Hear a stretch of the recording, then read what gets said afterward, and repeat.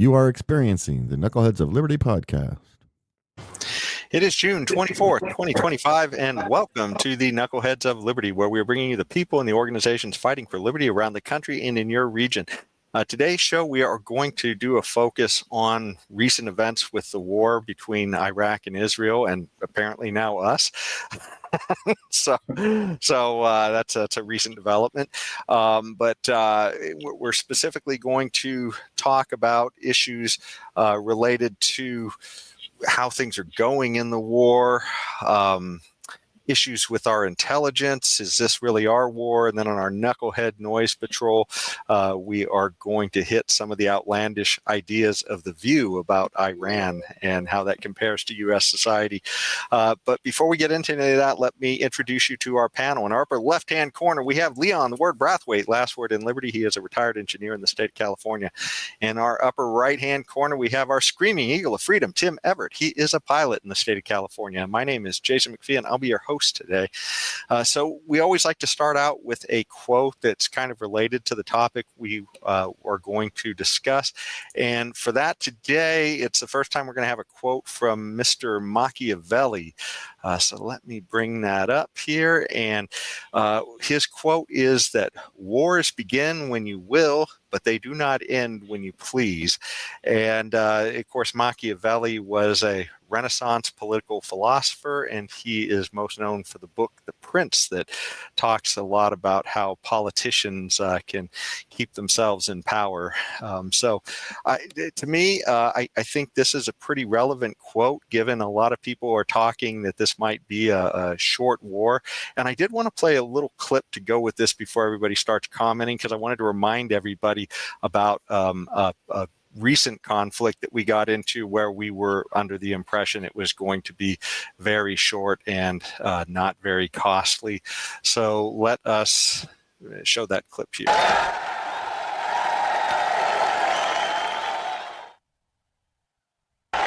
My fellow Americans, major combat operations in Iraq have ended. In the Battle of Iraq, the United States and our allies have prevailed. It was 5 years ago when President Bush stood on the deck of the aircraft carrier Abraham Lincoln under a banner blaring "Mission Accomplished." Now the White House is admitting there were problems with that. President Bush is well aware that the banner should have been much more specific. Spokeswoman Dana Perino says the phrase "Mission Accomplished" referred to the sailors on the ship. She says not being clear has cost the White House. The banner has become a symbol of U.S. misjudgments and mistakes in the long and costly war still being waged in Iraq. More than 4,000 members of the military have died there since the beginning of the war in March 2003. Judy Boysha, The Associated Press. So, a war that we were kind of all under the impression, mission accomplished, everybody cheered, and before we knew it, it was almost, 6-7 years later at least. That thing went on into the teens, I think, and we cost us, trillions of dollars. So, what do you guys think about Mr. Machiavelli's quote? Well, I think the quote is really saying that politicians lie, and they lie to us quite frequently, quite frankly, because they always tell you whenever we are about to, in this particular case, we're talking about war, they always tell us that this is going to be a quick war, it's going to be a quick fix, we're going to get it done and get out. And then 20 years later, we are still in there. I mean, if you think about Afghanistan was supposed to be easy pickings, Maybe we had legitimate concerns there. We went in there, and then Biden had this disastrous withdrawal. How many 22 years later, or whatever it was. So it always the issue about these wars is that they use this quick fix narrative to convince the public to support their interventions wherever they want to go, and then they get into this nation building. I mean, war is one thing, right? You whatever, you declare war and you go to war and you want to fight your war. But the issue becomes when the military gets involved in nation building, and that has been a disaster for us. And this nation building, and this is exactly what happened in Afghanistan, and to some extent, well, not to some extent, and this is exactly what happened in Iraq also. So it's this nation building stuff that we get involved with is where this nonsense really gets deep. So the war will begin, is popular, but it will never end, like Machiavelli said, when you plead when at your will. It just can't, because usually we get into nation building. Yeah, I agree with Leon. Everything he said. The only other additional motivator behind some of these extensions of warfare is the money the military-industrial complex makes by continuously funding the weapons used and the uniforms worn, the bullets shot, and all the ancillary, the fuel and everything used throughout the engagements and the building too, as far as that, the vested interests that have political clout that are involved, like BlackRock and other private entities that are secretly encouraging these kinds of forays and nation building and so on, that are making money off of it. So it's easy easy pickings. The easy pickings is for them. Yeah.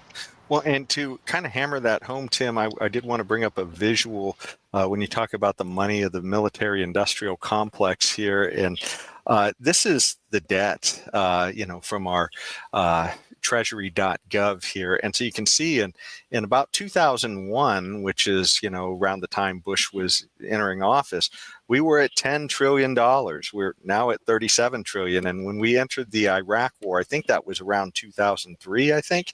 Yes, so, it was. So 11.5 trillion. And that's where the mountain gets steep. That's where we needed to get our mountain climbing supplies on this debt here, because it's just nuts. And what do we have to show for it, right? I mean, this is part of the problem of so much adventurism. And I think this is super relevant too, because this happens to be the neighbor of a country that we're currently now potentially entangling ourselves with. It may not work out the same way as Iraq, but I hopefully people are looking at this as a potential lesson here, and we don't get carried away, because I don't know that we can afford this war. So. Well, the one thing I have to say, Jason, before we leave this topic, I think this must be said. Okay, I don't think the dangerous thing is the politicians who lie to us and get involved in all of these foreign wars and all this nation building stuff. That's not the danger here. That's not the danger to the republic. The danger to the republic is a complacent electorate. That's the danger to the republic. We allow these politicians to lie to us, to give us all these nice, sweet, glorious things, and then we vote them back into office after they've been doing all the disasters all these years. So that is the danger to the republic, is a complacent citizenry. That is the danger. Yeah. And I think that's often the case in every conflict we get into. Often people can't even find these places on a map in general, as far as your average citizen. And yet here we are, riled up to think it's the most important thing to do. But anyways, I think we're going to really get into a lot of these topics as we go through. So let's start off by giving a little bit of background about what the status is and sort of how we got to where we're at. So obviously it's all over the news right now, and I'm going to play a little bit of a video here just to give a little bit of background about how it started and where we got into it. Israeli Air Force jets taking off to intercept at least 100 Iranian drones Friday. Retaliation from Tehran for last night's airstrikes. We will not let the world's most dangerous regime get the world's most dangerous weapons. In the dark of night, Israel launched a wave of strikes on Iran, targeting its nuclear program and military sites. Israel says at least 3 of Iran's top military commanders were killed, and its largest uranium enrichment site was damaged. When enemies vow to destroy you, believe them. When enemies build weapons of mass death, stop them. In Washington, President Donald Trump says he was aware Israel was going to attack, although he was advocating for a diplomatic solution, with the U.S. holding several rounds of talks with Iranian officials. On Truth Social, Trump wrote, "I gave Iran chance after chance to make a deal. I told them in the strongest of words to just do it, no matter how hard they tried, no matter how close they got. They just couldn't get it done." So that was the opening salvo that occurred a little over a week ago in this war. And It was only just a couple days ago then that Trump had our military engage with bunker buster bombs dropped on Iran's nuclear sites. A short time ago, the U.S. military carried out massive precision strikes on the 3 key nuclear facilities in the Iranian regime. Our objective was the destruction of Iran's nuclear enrichment capacity and a stop to the nuclear threat posed by the world's #1 state sponsor of terror.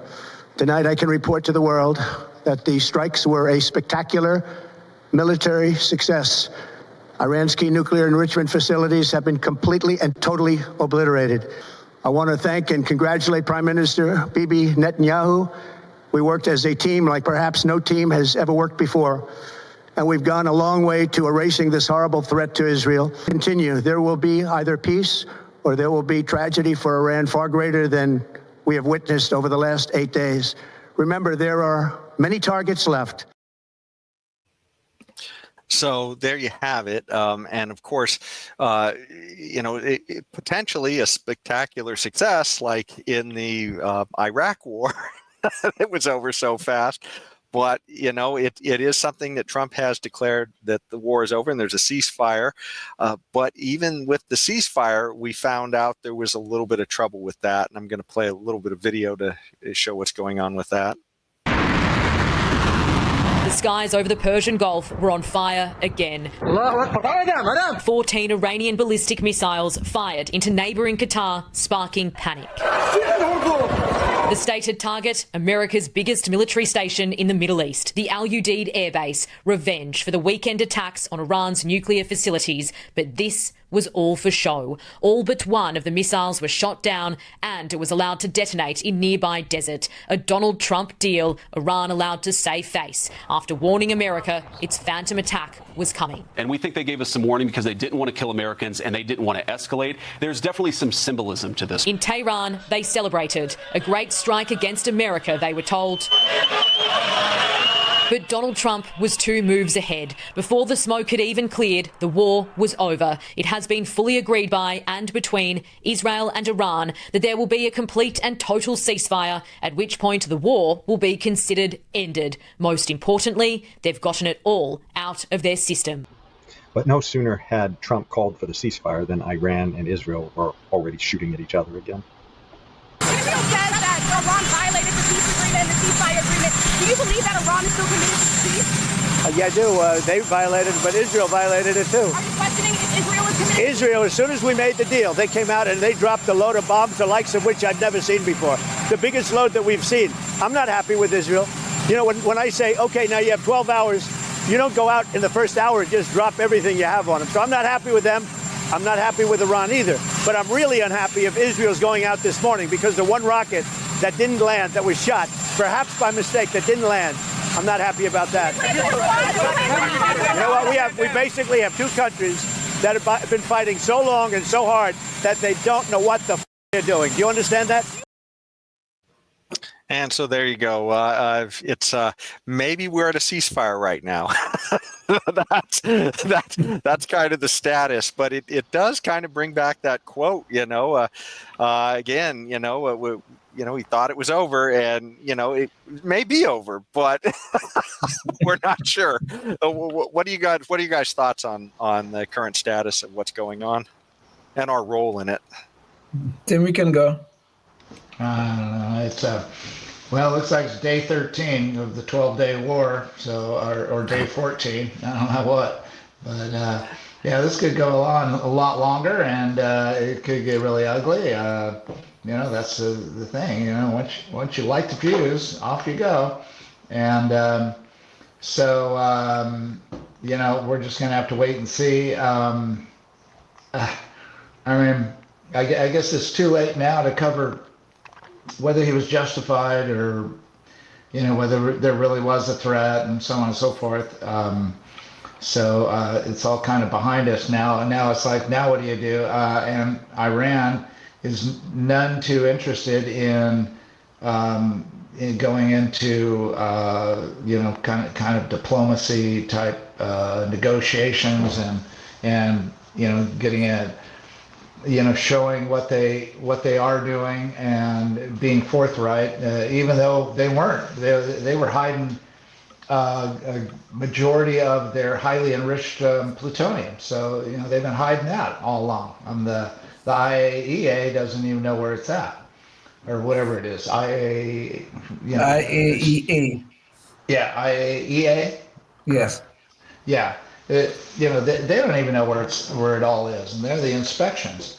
So, and we don't, they don't know that it was even destroyed, also. And so, this is just getting started. I don't think it's going to end and go back to Machiavelli, the Machiavelli quote. I think it's not going to end right away. Well, we'll hope and pray for peace. However, there are some things that maybe should be said here. Number one, I think it was widely reported, and I think no one denied it, that Iran was enriching uranium. They were at 60% already. That is way beyond civilian use. Okay, I mean, we have enrichments going on all over the world. Only people who tend to weaponize that enriched uranium will get above the 20-25% range. Leon, just to cement that too, nobody disagrees with that. I don't even think the Iranians disagree that they had that level of enriched uranium. So exactly. This is important because there are some, there are some facts that are in dispute maybe, but this doesn't seem to be one of them. Yeah. So I don't think that's in dispute. You're very right about that, Jason. The other thing too that is important here to be said, these people in Iran believe they have a religious mandate, a mandate from God to destroy the state of Israel. Okay? So I sure like hell don't think they have any right to have that mandate. So when they're enriching uranium at a level that they were doing so at 60% level, and they could easily get to 70-80%, we have to be worried about this. If they decide to follow their mandate, which they believe probably came from God, we could have some real problems if they ever get these weapons.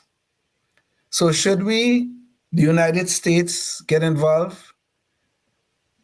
I mean, I have some mixed feelings about that, because I sure like hell don't want to sit down and watch one of our allies. Now, there are a lot of controversy about the fact that Israel is one of our allies, and there are a lot of people who have a lot of issues with that. That's fine. But I don't think I want to sit down and stay quiet while one of our allies are being destroyed, or the potential for it being placed right in front of us, and we say nothing and do nothing about it.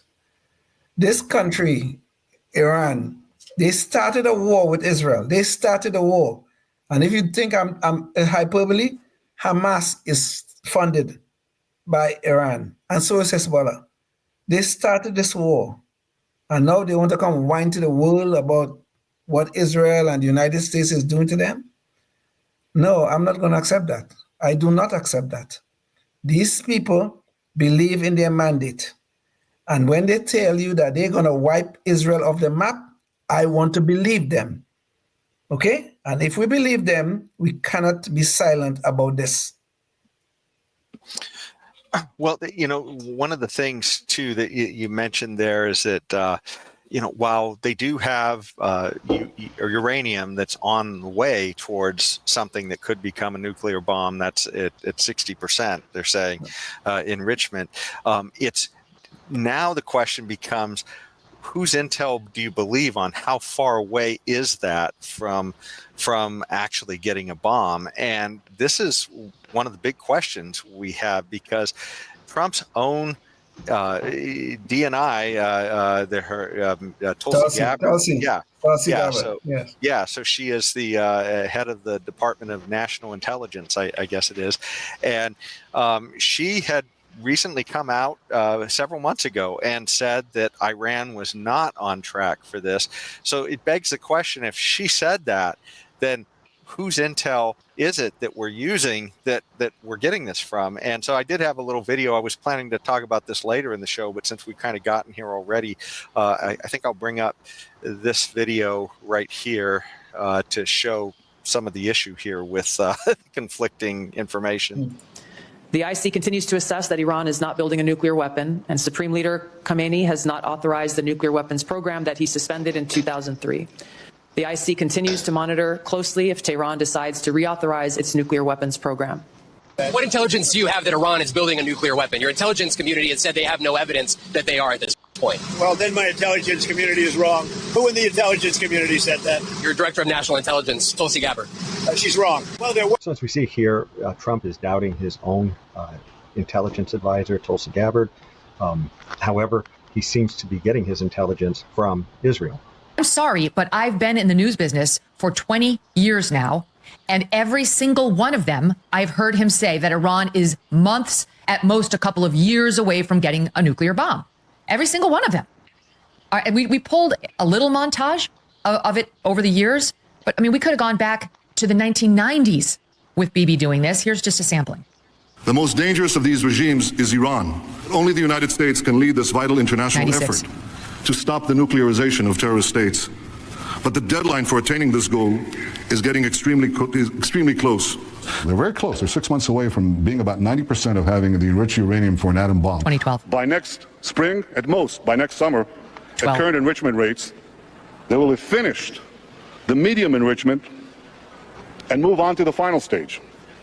From there, it's only a few months, possibly a few weeks, before they get enough enriched uranium for the first bomb. You don't want this Iran to have neither nuclear weapons 14. or the capability to make nuclear weapons, to enrich uranium for a nuclear bomb in short order, in a few weeks or a few months. They could do that unless that's changed. With this massive capacity, Iran could make the fuel 15. for an entire nuclear arsenal, and this in a matter of weeks, once it makes that decision. So that said, it's interesting because, let me bring it back up, but Tulsi has flipped on what she said several months ago.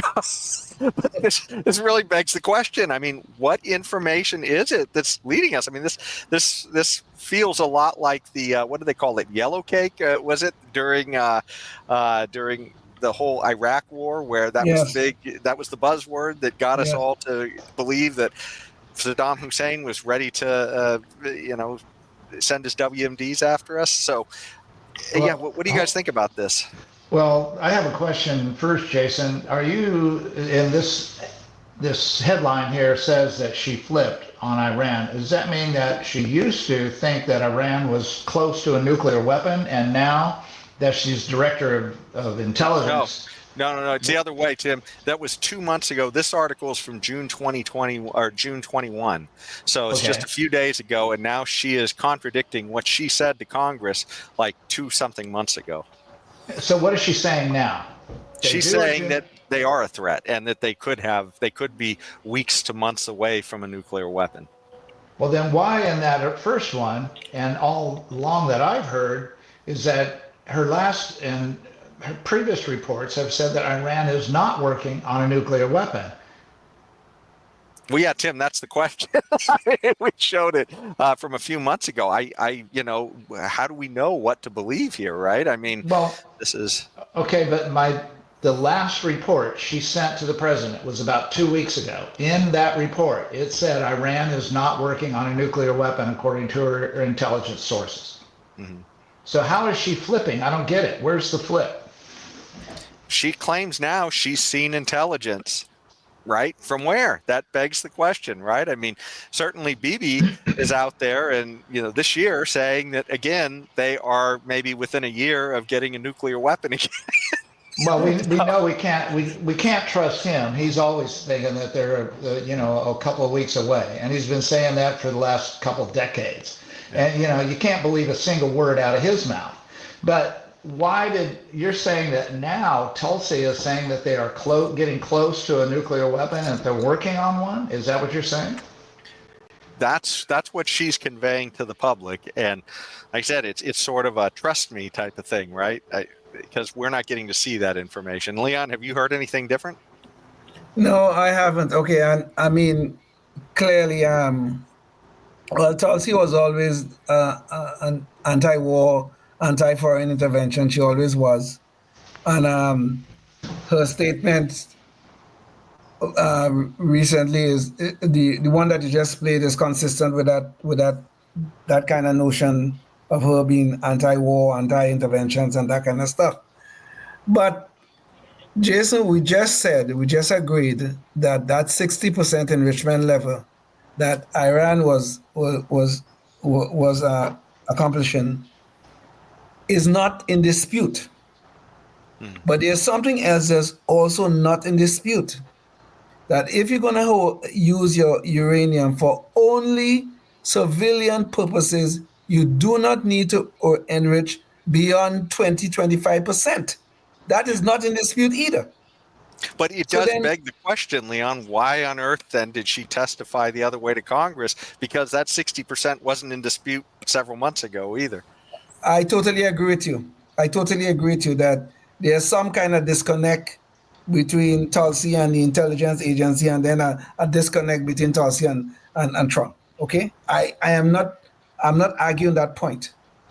But the point I am trying to make here, the biggest piece of evidence that we have that there's something going on in Iran that I believe is dangerous is that enrichment level at 60%.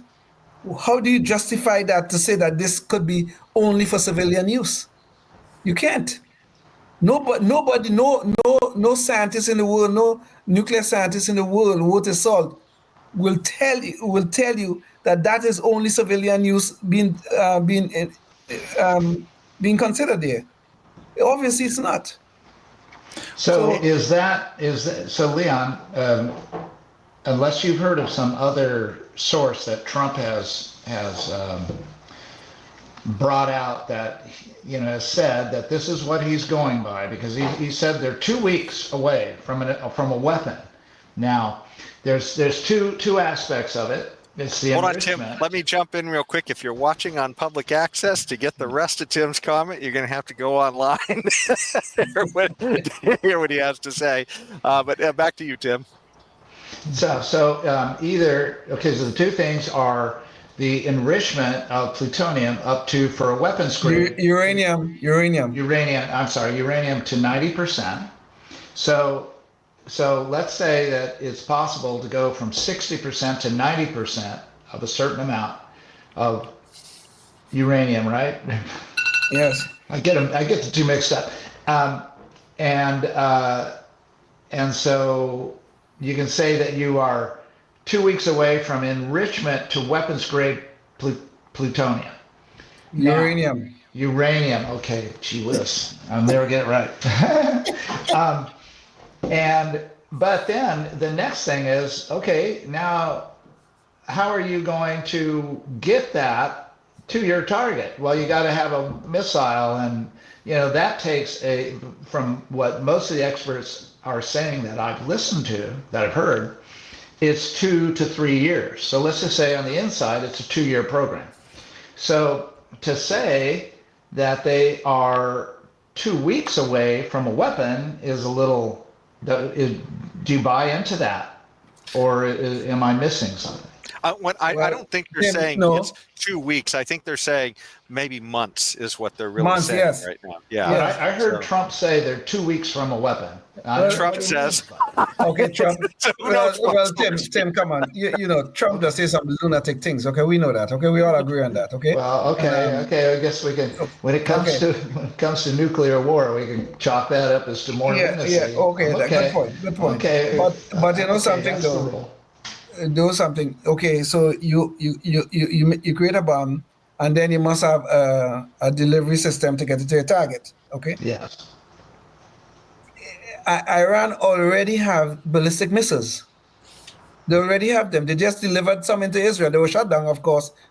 I think one made it through. One made it through. But they have ballistic missiles which could easily be converted to deliver a nuclear weapon if they ever develop one. Okay, so one of the experts that I heard talk about this was, what's the guy's name? He used to work as a UN weapons inspector for the United Nations.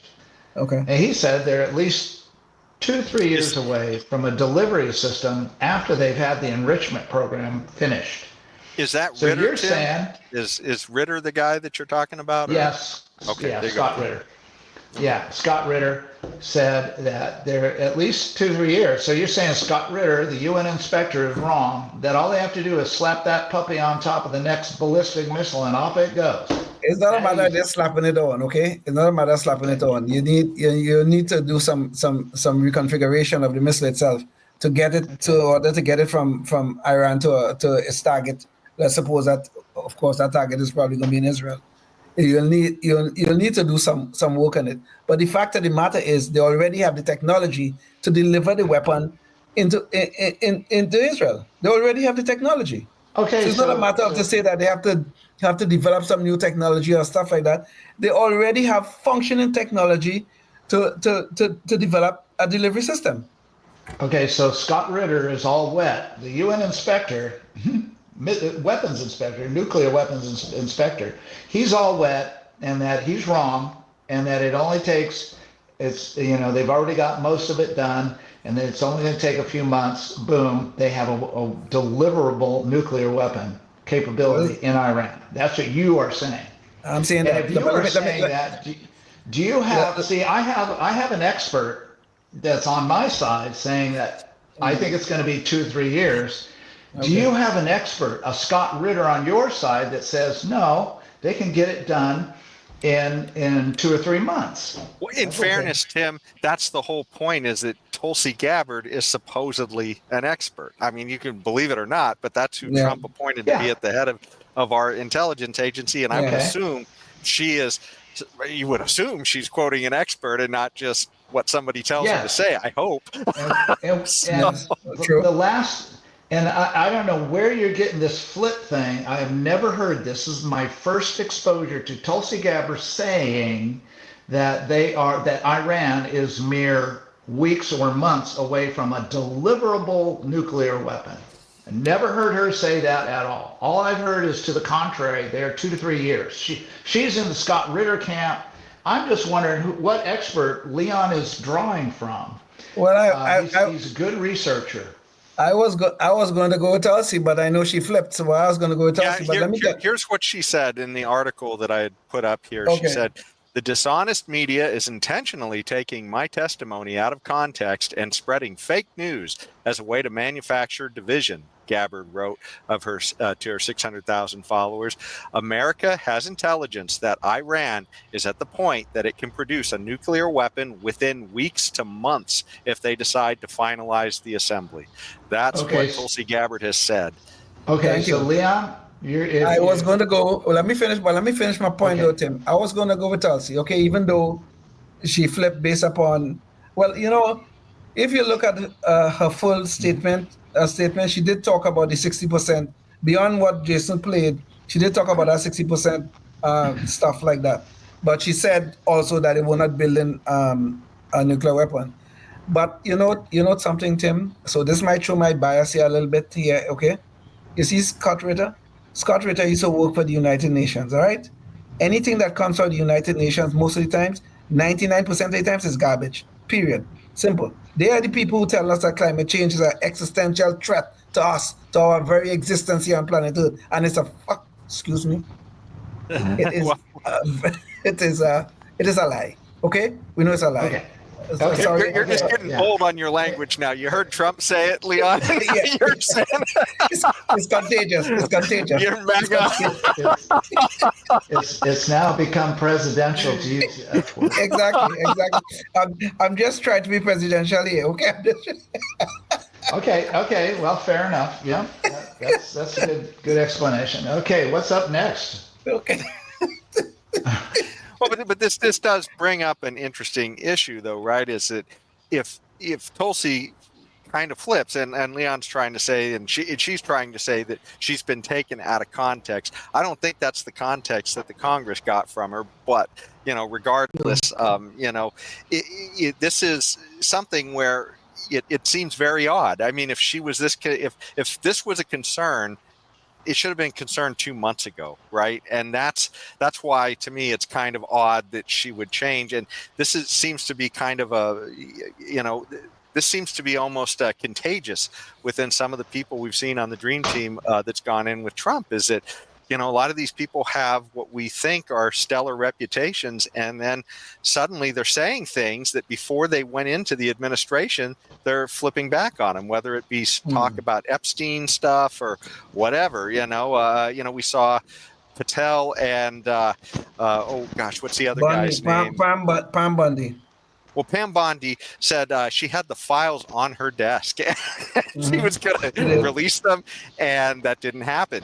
And then Patel and Bongino both said that, we've seen evidence that, this stuff is that Epstein essentially must have killed himself, when they were some of the biggest promoters of the fact that there's no way that guy killed himself before they went into the administration. So it is a little bit disturbing when we see some of these. I mean, the only person who really didn't flip is Elon, and he just sort of flipped out and was run out of the administration. So he just left. Yeah. So anyway, it is disturbing. That's all I'm saying. And it may be that there's nothing untoward here, but it's also could be that there is. And I just think it helps if we all keep our skepticism for big government that we've always had, and don't just get rid of that skepticism because Trump's in office. No. Just and please don't misunderstand my position here. Big government is a threat to us, to all of us. Okay. But I don't want to make blanket statements about that. I mean, when we're looking at something that we know is an actual threat, okay. I see a country who have a divine mandate to destroy another country, and they building weapon grade uranium, enriching weapon grade uranium. I think that's a problem. That's a serious problem. And who knows when they will turn it on us? They already consider us the great Satan anyway. When they will turn it on us? So Leon, what do you think about this? And Jason, what do you think about this theory then? So so let's say that's the situation, and definitely have the situation with Netanyahu. He thinks for sure, he's always thought they had, they were just weeks away from a bomb. They, weeks went by and they never got one, but anyway, never mind. He thinks they're always almost ready to nuke him off the face of the earth. That's what he's worried about. So the theory is that just like Obama did the Iran nuclear deal to try to placate Netanyahu to so he wouldn't worry about it so much, he'd have inspectors and everything would be above board, so on. Well, maybe Trump thought, well, that's not working. Let's bomb their nuclear sites and obliterate their nuclear program, and then Netanyahu won't have to worry about that happening. And so let me go do that, and then we'll have peace in the region between Iran and Israel. And even though Israel's full of nukes, but Iran has none. And maybe Netanyahu will stop throwing missiles at Iran. What do you think about that idea? Well, okay. Let me put it this way, okay? And this is an idea that really is not my own original idea, okay? If Israel lay down all its arms today, if we got up tomorrow morning and Israel lay down all its arms, we're not going to fight anymore. We only want peace. We lay down our arms. We'll never take another offensive action. What do you think will happen to Israel? Let's be real. What will happen to Israel? So they get to the point where they're disarmed, that kind of thing? they voluntarily decide to disarm. They're going to lay down their weapons, and they're not going to fight anybody anymore. What do you think will happen to them? Well, in that region of the world, you could say the same thing about any nation. Wait. Just answer my question, Tim. What will happen to Israel? Well, it would be the same. What would happen to Israel would be the same thing that would happen to any nation in that region if they did the same thing, is that they would be attacked by their neighbors. Well, Tim, one thing I would add to that, though, is that might be true, but I don't think they would celebrate quite as hard as they would with Israel. I think we know they'd be dancing in the streets if it were Israel. But you might be right that these guys might attack any of their neighbors if they lay down their arms. At least it would depend. Shia and Sunni. I mean, the Shia and the Sunni hate each other. As much, if not more. Iraq and Iran fought a nuclear war some years ago. I think it was in the 1980s. So what I've said is not all that wrong. But the point is, though, the point I'm trying to make here, if Israel lay down arms and nobody else does, Israel will disappear from the face of the earth. If Iran lays down arms, and Israel keeps its arms, Israel will not attack them anymore. But somebody else might. Okay, somebody else might. But the fact of the matter is, though, Israel cannot lay down its arms. There are too many people trying to wipe it off the map. Okay. Too many. Okay, but you're correct. Yes, you were right, and they would be attacked. But right now, Israel's been attacking a lot of their neighbors. Okay. They didn't start the war, Tim. They didn't start the war. Iran started that war. Which one? Are you talking about? This war that started with the October 7th. It would start the October 7th. Israel did not start that war. Iran started it. And you might say, wonder what am I talking about? Who you think is funding Hamas? I know what you're talking about. But who you think is funding Hamas? And Hezbollah. Okay, here's the thing, okay, because I'm not an expert in the region, but Scott I only play one on TV. Go ahead. Yeah, you're one up on me, because Scott Horton says that this connection between Iran and Hamas is threadbare at best. Okay, they according to him, they did not participate materially in so they send them some of the rockets and things like that, but it's anyway, and I don't know enough about it to really talk about it, but I put it this way: there are critics to that theory that if it wasn't for Iran, Hamas would have done nothing, because they didn't use much. They used AK-47s and ultralights. I mean, they didn't need much, and so. And they killed, how many people did they kill on that October 7th attack? 1,300. 1,300. How many Palestinians have been killed since then? After you start a war, you can't complain about that, quite frankly. Okay, well. You cannot complain about that after you start a war. Jason, do you know approximately? It's about 40,000. I'm sorry. Yeah. It's about 40,000. But let me say, you cannot complain about that after you start a war. Yeah. But the answer is about 40,000. Well, my point is that Israel has responded actually with us. I mean, of course, we've responded because it was all our bombs that leveled the whole place. Now, the place is flat as a pancake now, okay, Palestine. You're talking about Gaza. Gaza now. You talk about Gaza. Yeah, it's flat as a pancake, okay? There ain't nothing left. They're going to bulldoze it all to flatten it even more. But the point is that, they retaliated and then some, all right? Okay, maybe you say all bets are off, but... and maybe you're right, but they have retaliated, and we have retaliated right along with them with our money and our debt money for 500-pound bombs. So, but Tim, I think here's the bigger issue, and you kind of brought this up earlier, and you guys were saying, well, who started it? And I this is part of the problem, right? Is this is not easy lines to draw. I mean, how often has Netanyahu been trying to get us to attack Iran, right? I mean, this isn't like this forever. is the first time. Yeah. So, I mean, these are things where they're not just one person at the other's throat. This has kind of been a back and forth, and it really begs the question for the average citizen. I don't think most of us know. And the idea that, we think we should be over there policing it. I mean, I'm not necessarily saying Israel's wrong in all this. I'm just saying that I don't think that most of us as citizens have enough knowledge of the situation to really understand. I certainly I would say, hey, if I had to have a place to live in one of those places, I would choose Israel because it seems a lot closer to the values that we have here. But that doesn't necessarily mean that everything that's been done in the past is just, right? And I just don't know. So yeah. Well,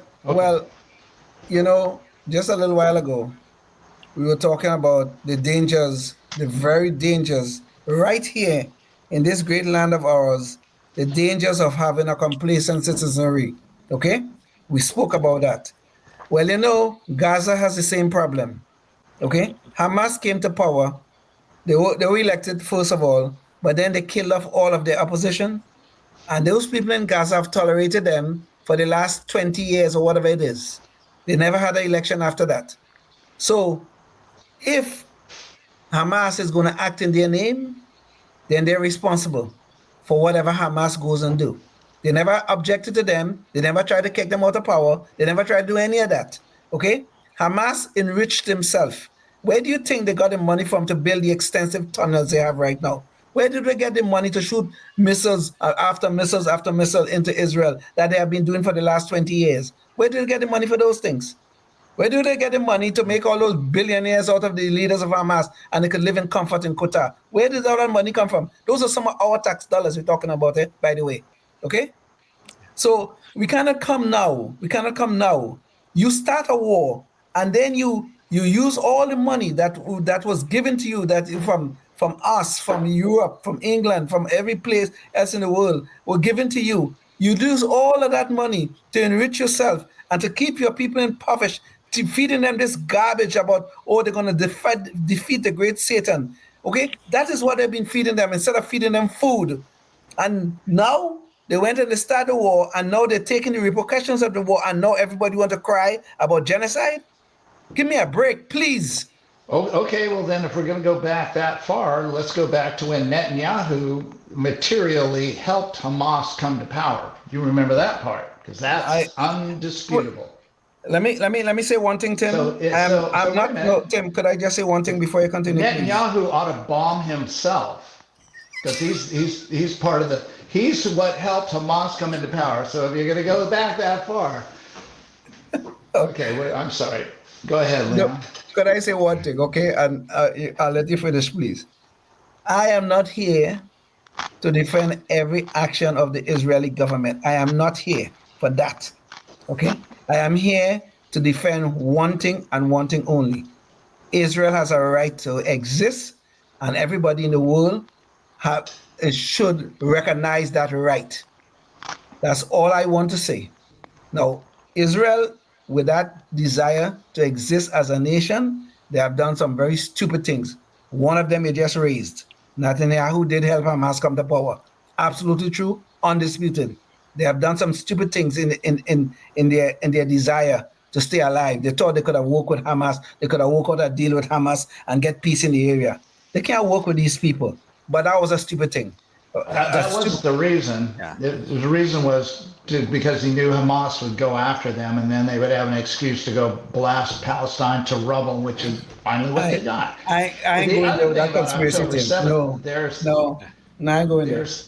And you've heard the theories, Leon, because you pay attention to this a lot, is that October 7th was an inside job. It was allowed to happen because Israeli defense is better than that. And that they allowed it to happen to give another false flag kind of thing, to give everybody an excuse to go level Palestine. It's just a land grab. Palestine wants Israel, Israel wants Palestine, and Israel's now achieved that. They have gotten Palestine, and it's getting paved for the future complete Israel.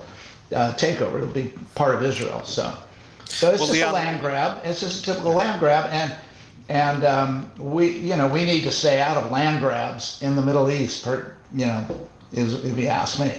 Now the question about nuclear weapons, that's a different thing, because they can, we don't want rogue nations to have nuclear weapons. That's all.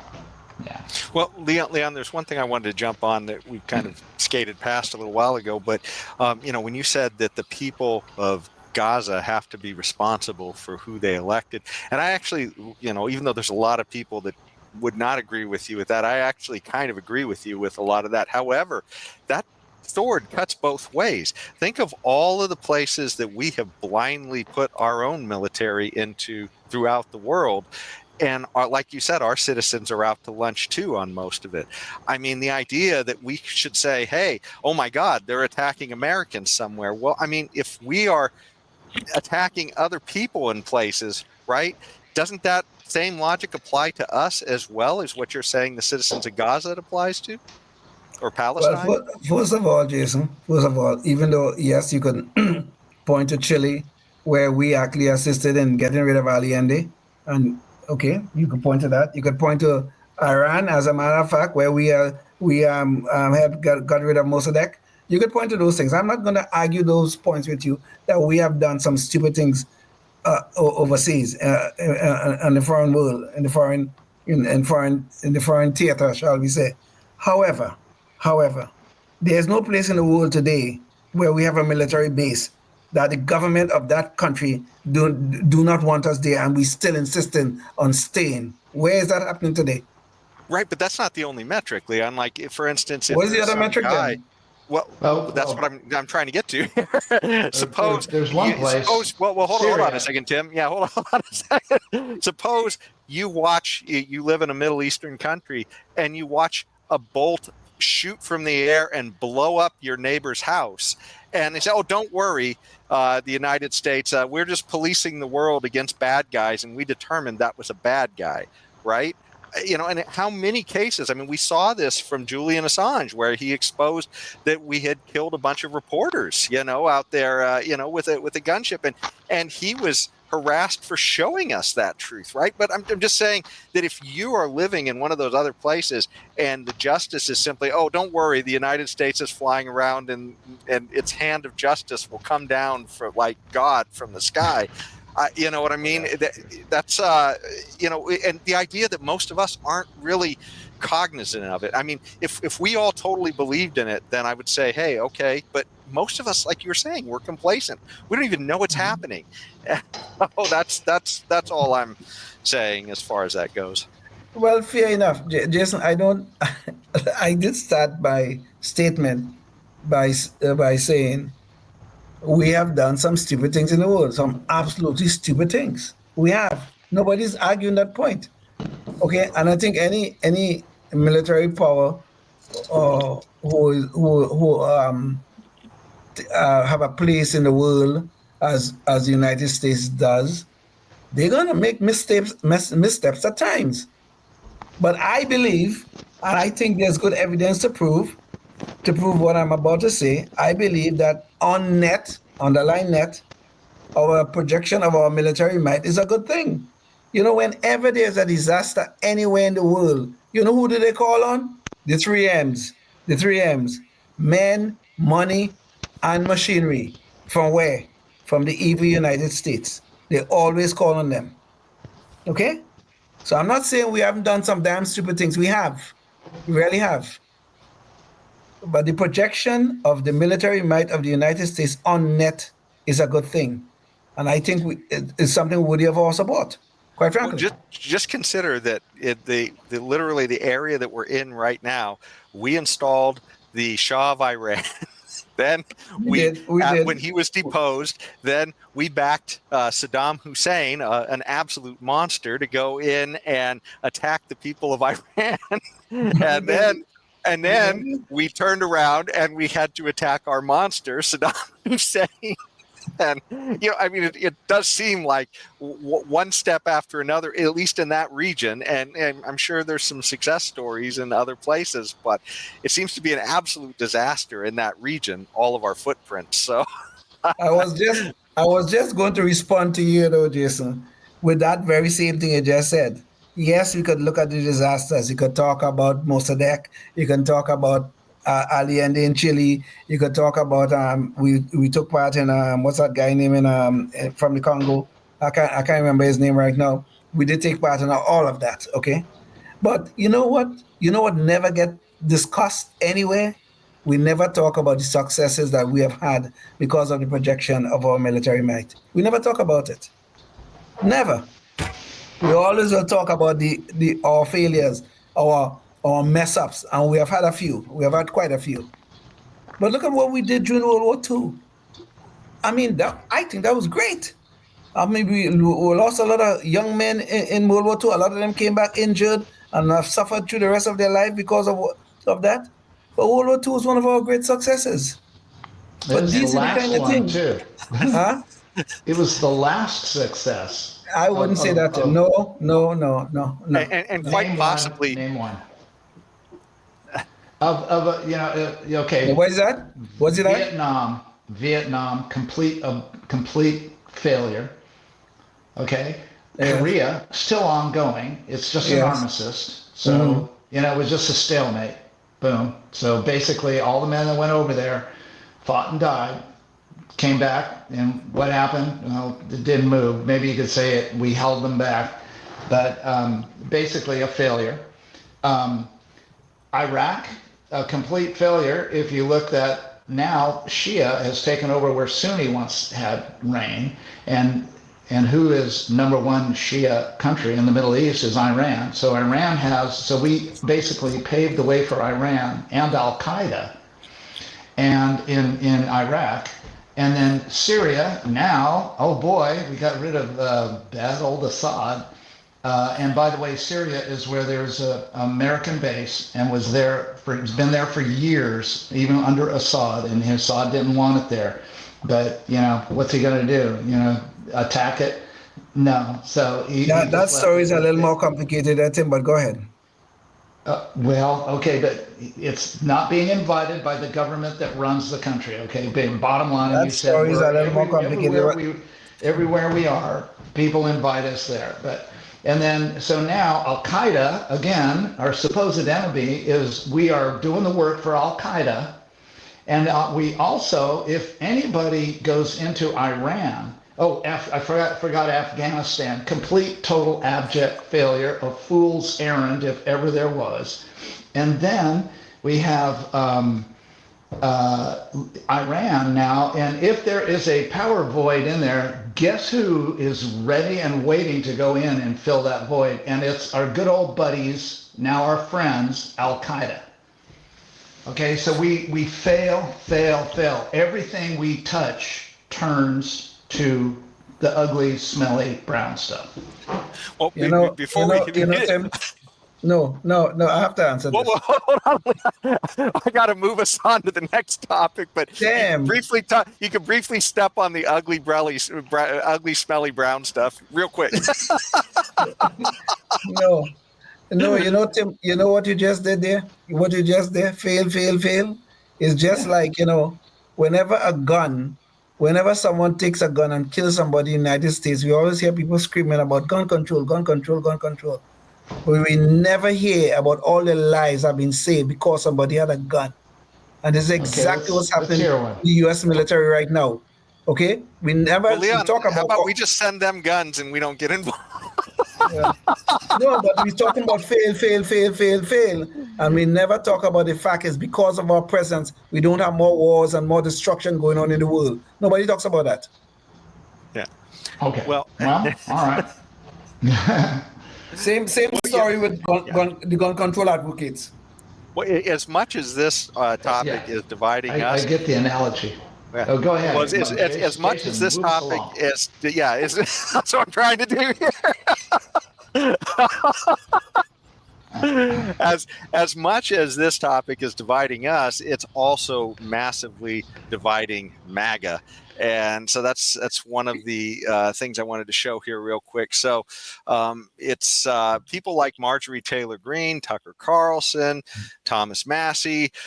These are a lot of people who are more on the right spectrum of politics than the left, and they are finding that the promise of MAGA is that, you know, we were supposed to be putting America first, and how does this serve American interests? And so I thought there was a pretty instructive interview on this where Tucker Carlson interviewed Ted Cruz on, this is before we actually overtly got into the war by dropping those bombs. And so I'm going to play this video because it really does get down to a lot of the stuff we've been talking about here. Okay, so you topple the regime and by whatever means. What happens then? How many people live in Iran, by the way? I don't know the population. At all? No, I don't know the population. You don't know the population of the country you seek to topple? How many people live in Iran? 92 million. Okay. Yeah. How could you not know that? I don't sit around memorizing population tables. Well, it's kind of relevant because you're calling for the overthrow of the government. Why is it relevant whether it's 90 million or 80 million or 100 million? Why is that relevant? Because if you don't know anything about the country... I didn't say I don't know anything about Okay, what's the ethnic mix of Iran? They are Persians and predominantly Shia. Okay, this is cute. It's not even, you don't know anything about Iran. So okay, I am not the Tucker Carlson expert on Iran. You're a senator who's calling for the overthrow of the government. You're the one who don't know anything about the country. No, you don't know anything about the country.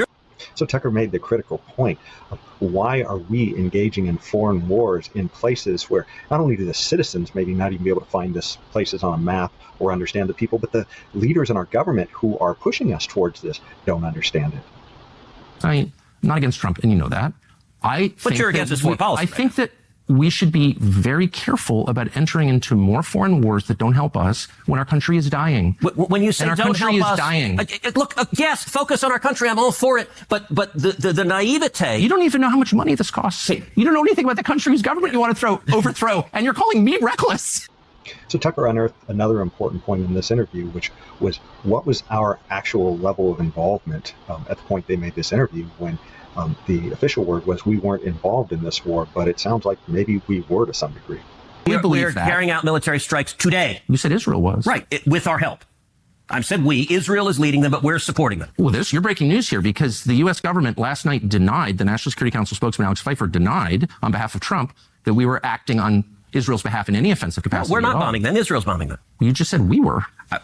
We are supporting Israel. Israel. High stakes. You're a senator. If you're saying the United States government is at war with Iran right now, people are listening. Okay, we are not bombing them. Oh, okay. Israel is bombing them.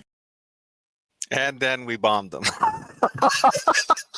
But anyway, you know, this is really a big knife through the heart of MAGA. Now it sounds like some of the MAGA people like Tulsi and others seem to be getting back on board with the majority of MAGA on this. But what do you guys think? And what does this portend to Trump's future agenda as well? Because, if this is successful, then maybe it actually solidifies a lot of the other stuff Trump wants to do. And if it's unsuccessful, then maybe it just shatters the whole Trump train, the whole MAGA train. What do you guys think about all this? Well, I don't think it shatters the Trump train. I think anytime you have a coalition, and Trump formed a coalition especially for his second presidential run. Well, no, that was his third presidential run. For his third one, he lost the second one. He formed a really good coalition to do that and got him back the presidency. However, it was a coalition, and there are different wings of that coalition, obviously. And obviously, we're going to have conflicts at points on particular issues. But I don't think in the totality of it, the Trump's agenda is lost, or there's something wrong, that there's something wrong. It's about to break up into tiny pieces and people are not going to be supporting Trump anymore and that kind of stuff. I think one of the polls even showed that Trump is more popular now after the strikes than he was before the strikes. But there are going to be people who disagree. Tucker is one of them. Marjorie Taylor Greene is another.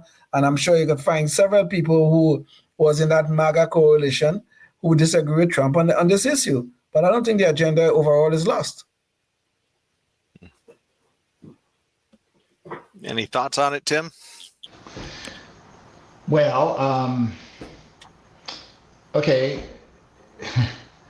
I've said it before. I'll say it again. It's really make Israel great again. That's the agenda. That's really what Trump's all about. He doesn't he's not beholden to America because his second, at least his second, I don't know about the first guy, but Miriam Adelson is, just pro-Israel. I mean, even though she lives in America and her and her husband made their billions in America in the casino business, gambling.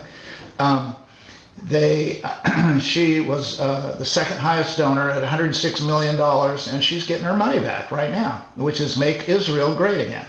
Well, it's funny, too. I just wanted to interject real quick, Tim, because one of the things that Trump said in a recent interview, too, is he started, I think, saying MIGA in terms of make Iran great again as well. In trying to reseat this, which is kind of like a migration from the whole point, right? This is the point people like Tucker tried to say in that interview. Our country, if you look at the debt and the problems we're facing, we might be kind of facing an existential cancer, an internal threat to our country's solvency. And the idea that, we're running around the world trying to make everybody else great is kind of odd. Anyways, go ahead. Yeah, okay. And so the debt that we're experiencing, and Trump is increasing spending.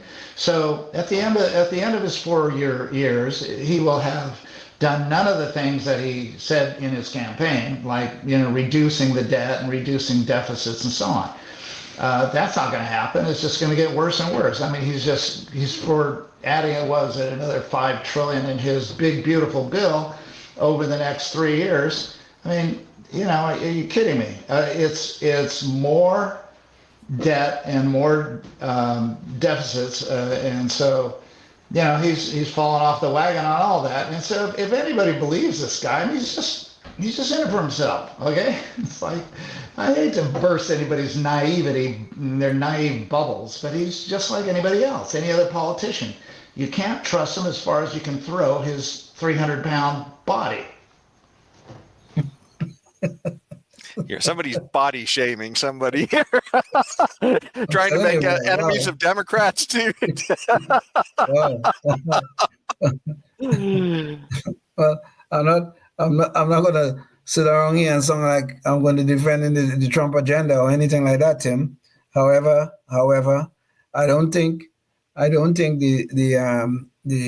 Trump agenda is in as disarray as I think you're suggesting. The things that he is trying to accomplish, or certainly have not done so. He have not reached the point where he can say mission accomplished, shall we say, using George Bush's vernacular. He cannot say that. But in terms of his overall agenda, I don't think that is lost. I really don't. I would push back just a little bit, though. I mean, he did say this will be known as the 12 Days War. Now, it's not quite the same as saying mission accomplished, but it's pretty close. I mean, if you're saying this is a 12-day war, that means the war is over. So yeah, I don't know. And maybe it is, in which case he is going to really have one heck of a legacy if this all works out for him. But it just feels like a lot of the same old. Some things. There's just a lot of worrying things here, Well, Jason, I think at the very least, while there are some very, very, very, very concerning clouds on the horizon, obviously the debt being one of them, the size of government being one of them, obviously these things are very, very concerning. But at the very least, I think we should give the man a little bit of runway to see what he could accomplish. At the very least. Instead of us sitting around here trying to say, oh my God, the sky is falling, the sky is falling, the sky is falling. I mean, honestly, we just had a major constitutional crisis. Major for the last 4 years. Okay? We don't even know who was running the government. And nobody even care about that. Nobody cares about that. I think we cared about it a lot. We talked about it a lot. We spoke about it, but we never ever sat around and really talked about the depth of the constitutional crisis that was unfolding before our eyes. We did talk about it. You're right, Tim. We did talk about it. We made a lot of fun of Joe Biden. That's what we did on this show. We did. I'm not arguing that point. But in terms of the depths of the constitutional crisis that was unfolding before our eyes, I don't think we ever discussed that. I don't remember. Maybe I'm forgetting something. Yeah. But the point I'm trying to make here, could we at the very least give the man a little bit of runway to institute, implement his agenda, and let's see if this thing could work out. I don't know if it will, but at least give him the runway. Well, Okay. I think see if he's running the country, or what is it? ALPAC? What was that PAC? APAC. APAC. Yeah, maybe in this situation, maybe even in Biden's situation, it was APAC running the country. But you know, there's a school of thought that's talking about this constitutional crisis that Leon's bringing up, which is saying that it's really not the president that runs things; it's people behind the scenes. Is that what you're saying, Leon? Is that the constitutional crisis? I was talking about Joe Biden in particular. Yeah, but you were referring to he's not really running the country. He's not being a president. It's people behind him. Yeah, his staffers are running the country, yes. Yeah. Well, there's a school of thought that says all presidents, you know, even the so-called best, the most brightest of them all, are really being run behind the scenes by everybody. And run by who? Run by who? People, you know, the deep state, if you want to call it that, people in the various PACs, and vested interests, military-industrial complex, and so on and so forth. They're really telling them what to do. And in some cases, if they don't do what they're told to do, they'll assassinate them, like in the situation with John Kennedy and others. Anyway, it's. I'm not saying I'm buying it. You know, I'm buying into 100% of all the whole thing, because there seems to sure be a lot of people that want to put a lot of money into the election of a president, and it sure seems to be that the electorate is awfully vested into who is the president. Is it my guy or is it your guy? And the reason for that is because these presidents and the executive branch in general has been given so much power over so many people in so many ways that they have become monarchs now. We basically are, you can call it all different things. You can call it a constitutional republic, but we really, in action, it's just run like a monarchy or an oligarchy. Well, you know, Tim, if it's really and truly the deep state that is running the country, and when you don't do what the deep state say, they'll try to take you out. You know, Trump. There were 2 assassination attempts upon Trump. Based upon your logic, you should be supporting that man. Based upon your own logic. Those 2 attempts are probably his best calling card right there. There you go. But there you go. But well, you just remember, not all concentrated interests are the same concentrated interests, right? I mean, you could have competing concentrated interests trying to control power. So anyway. All right. Boy, that is a conspiracy in a conspiracy. That's really good. That's really good. Well, speaking of conspiracies, and we're getting close into the show here, but the biggest conspiracy is, how is The View still on the air? And Bill Maher recently pointed this out. He kind of said, "What are we going to do about The View?" And part of this is because of, we've heard no end to the woke crap and how much this team was totally in on every defense of Biden, even when everybody could tell he was a vegetable. In fact, even after he was out of office, they still brought him on and told him how great he was. Right? So, it's just absolutely nuts. But they kind of went over the top in their comparison to the United States and Iran recently, and Bill Maher noted that, and I think it's worth seeing that, because this really indicates just how nuts the left has become.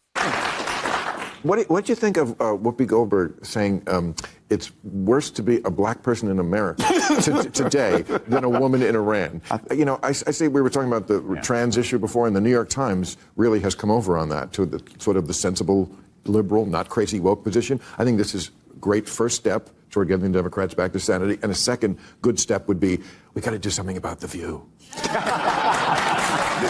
So let's see what level of insanity it finally took to trigger Bill on The View. But just remember, too, the Iranians literally throw gay people off of buildings. They don't adhere to basic human rights. Listen, here's the thing. Let's not do that, because if we start with that, we have been known in this country to tie gay folks to the car. Where the Iranian regime is 2 days, they used to just keep hanging black people. So it is not even the same. I couldn't step during this. Wait. That's not what you mean to say. It is the same. No, it's not. The year 2025 in the United States is nothing like if I step foot wearing this outfit in Toronto. Whoopi is absolutely determined to equivocate the apartheid conditions today that exist for women in some Islamic countries with the conditions that existed maybe during Jim Crow about 60 plus years ago in the United States. That's why I am saying that it is the same. Murdering someone for their difference is not good, whoever does it. It's not good. So that's why I said you weren't saying what I heard was not what you meant. I think it's very different to live in the United States in 2025 than it is to live in Iran. Not if you're black. Not for everybody. Not if you're black. Guys, don't go to... But every day, we are worried. Do we have to be worried about our kids? Are our kids going to get shot because they're running through somebody's neighborhood? They are not big deals, and I don't mean to say they're not big deals to you. So what we're seeing here with Whoopi is just the race hustle on steroids. She is literally saying that the topic of race trumps everything, even to the point where she is a successful black woman in this country. There are many other like her, and yet if she were in some of these other countries, she wouldn't even have the freedom to choose what she wants to wear and possibly be restricted to where she got to go. So this is just nuts. I mean, we even have here an image of women on a beach in these hijabs, which, it's one thing if somebody chooses to wear that, but I mean, women really don't have the choice in a lot of these countries. Nobody wants to diminish the very real problems we have in this country. That is no one's intent. But I think it's important we remember there are places much darker than this country and people who deserve rights. Not everybody feels that way. Not everybody feels that way. Listen, I'm sorry. When you think about the fact that we got the vote in 1965. Okay, they don't have free and fair elections in Iran. It's not even the same universe. They can't go out of their house. The women. You know what? There's no way I can make you understand. Let me try. And so there you go. So, as far as what some of the defenders try to say that, hey, things really aren't that bad. I mean, here's just a few websites, and here's one that talks about some of the restrictions for women. And this is one of the crazy in Iran, I believe it is. They cannot touch another man who's outside of their family, right? I mean, imagine having that kind of restriction on you just to touch somebody, right? Let alone what you have to wear. And I mean, as far as they talk about in some of these countries, they have education for women. Well, in some of these countries, they don't. And they literally, Malala is a very famous woman who got the Nobel Peace Prize. She got shot in the face for trying to get an education in Afghanistan. So, I mean, this is kind of the world that some of these countries exhibit. So, I mean, the idea that we have this almost this hatred on the left for the United States, it just seems absolutely nuts, right? The idea that these are equal things, the fact that there may have been some problems in the past, that means that everything today that we're seeing in these other countries is equal to what the United States is today. So what do you guys think about that? When a racist grifter speak, we should all listen. We should all listen, because these racist grifters make money from all of us. Because we have people like Ibram X. Kendi, we have people like Al Sharpton, and the whole clan, the whole bunch of them, and Whoopi is among them too. Racist grifters who could always turn to, these poor, suffering blacks. Oh my God, it's just as bad as it was in the 1950s as it is today. And on they go. These racist grifters are nothing but a disease upon our society. That's what they are. And I would just say that while it's tragic that girls get shot for going to school and women have all these restrictions in Islamic states, and so on, it's awfully pompous of us to think that we have some like higher calling to go and change that society, as if we could, which we found as hard as we tried, we never could, because we failed miserably every time we tried it.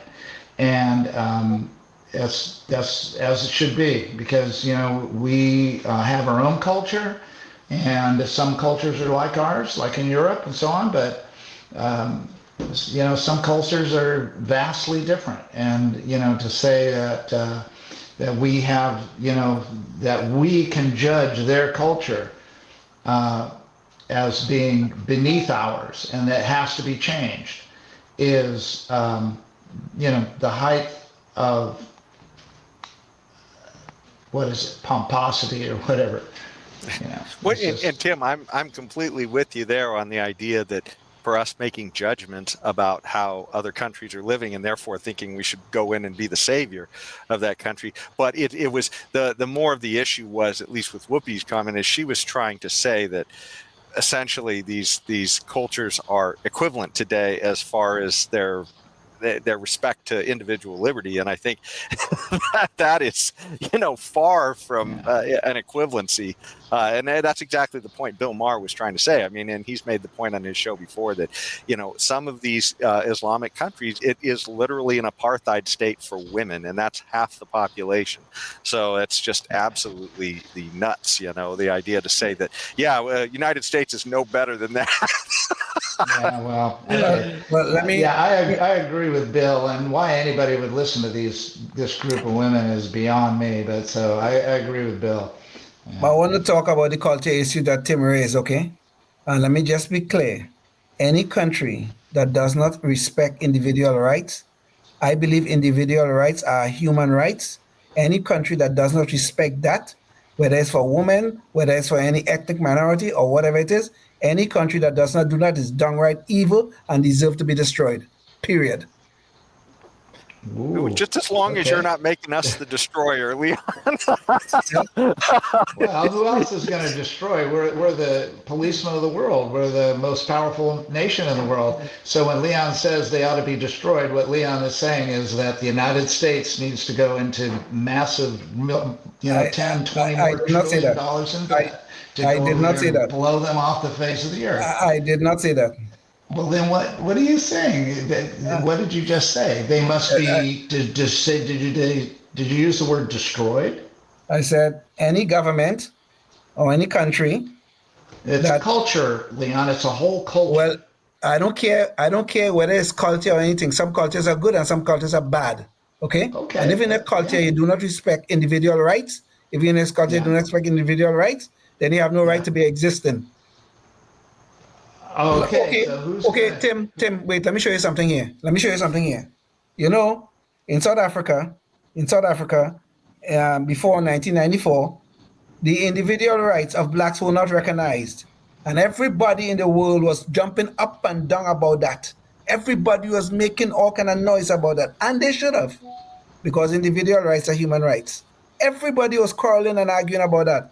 But nowadays, we look around the world and we see women in some countries, we see other ethnic minorities in some countries, and they're living under the worst conditions you could imagine. And you know what we say? We cannot judge those cultures because every culture has their own ways and everything could be nice and wonderful for them, but we just don't understand it. This is nonsense.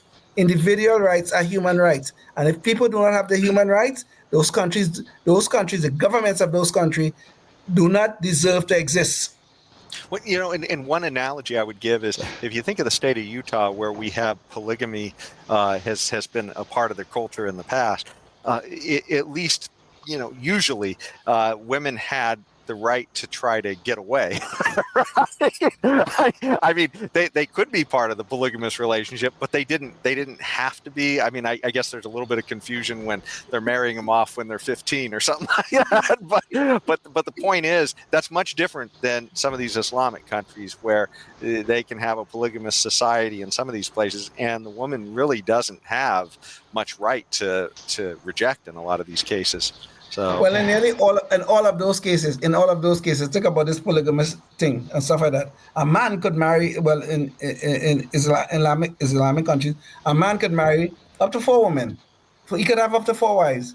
You think a woman could do that? Could she have 4 men? Could she? Not be stoned to death. There we go. That answers my question. Yeah. Okay. Well, that's some rock hard reality.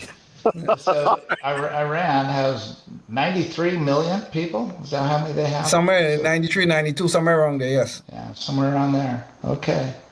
Well,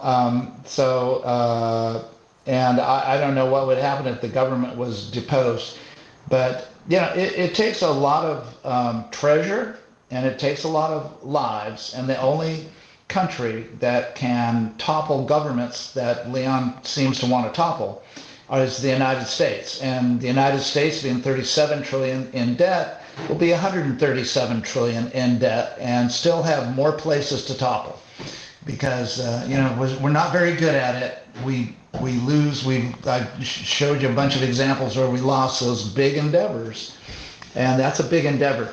So I suggest we do what the original founders, including Thomas Jefferson, probably especially Thomas Jefferson, and just live in peace and trade with our neighbors, and not have them have to be just like us. Because it's a fool's errand to go around trying to change everybody to be just like us. That's it. For the record, I never said it was the job of the United States. Just for the record. Yeah, you didn't, but the implication is there's only one country. It ain't going to be Germany, I'll guarantee that. It ain't going to be England. They just don't have the treasure, because we have the treasure, but we just print it up by the Federal Reserve. So that's our treasure now. That's all it is, too, by the way. Yeah, and this ultimately comes down to a story of treasure. One quick last shot as we leave, but going back to that chart of debt to GDP, when we talk about nation building, it is odd that World War II, we see that's where we were at our highest point before. Well, I think we've gone past that now. But the issue is that we were at over 100% of debt to GDP at that point for fighting the war, which is kind of understandable. You do what you have to do if it's a matter of survival, maybe. But when we were nation building in Japan and Germany after that war, look at how we were going down the slope of debt to GDP. I mean, it's like, what's different, about today? It's just, we're messing up right and left, and we're just going straight uphill. It's absolutely nuts. And if we were trying to look at the debt, here's World War II, even the debt decreased. The raw debt decreased after World War II. I mean, what the hell are we doing?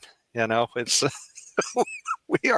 we are completely mismanaging ourselves into a catastrophe, and the real threat is the debt. That is the thing that kills countries. So the debt and the size of the federal government, well, some state governments too, are really the biggest threats that we face.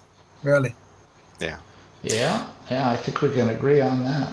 And still, just to be clear, I never said it was the job of the United States to go change these countries. Okay. All right. Yeah, I implicated that myself. Okay. All right. Okay. Well, I think that's about the end of our show. But if next week's show, we've got Mike Termott back on. He was the vice presidential Libertarian candidate this last time around, and he has actually switched to the GOP. He is part of the Republican Liberty Caucus now. So it's going to be interesting hearing some of his thoughts on why he did that. So definitely check in with us next week to hear more about our discussion with him on that. And until next time, think of what you can do in your own community to move the ball for liberty. And until our next show, stay tuned and stay free. Oh, yes, indeed. Life, liberty, and the pursuit of happiness, always and forever. Thank you for listening to the Knuckleheads of Liberty podcast. Find us on Facebook, Rumble, YouTube, your favorite podcast network, and at knuckleheadsofliberty.com.